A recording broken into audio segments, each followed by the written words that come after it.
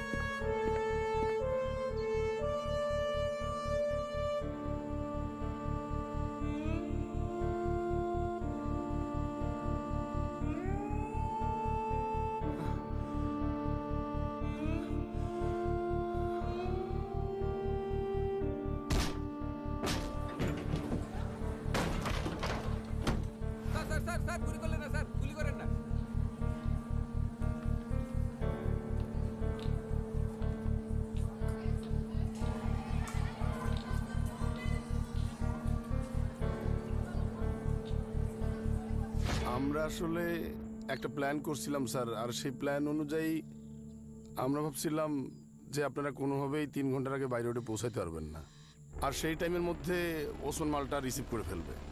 কিন্তু ওসমানের একটা ভুলের কারণে মালটা ল্যান্ডেই পৌঁছাইতে পারেনি।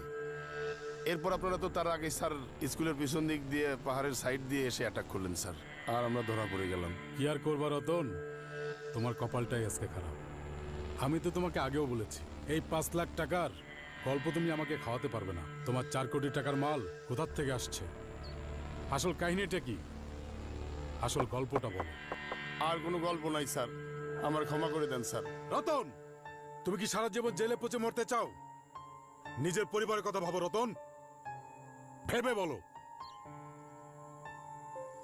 আমি স্যার মাল এখনো পানিতে ঘুরতেছে, আমি মাল আনি নাই স্যার।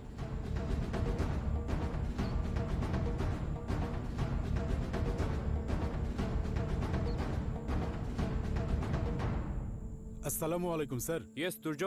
স্যার, আমরা জিজ্ঞাসাবাদ কমপ্লিট করেছি স্যার। ওকে। এর থেকে স্যার আমরা বেশ কিছু ক্রিটিক্যাল ইনফরমেশন পেয়েছি স্যার।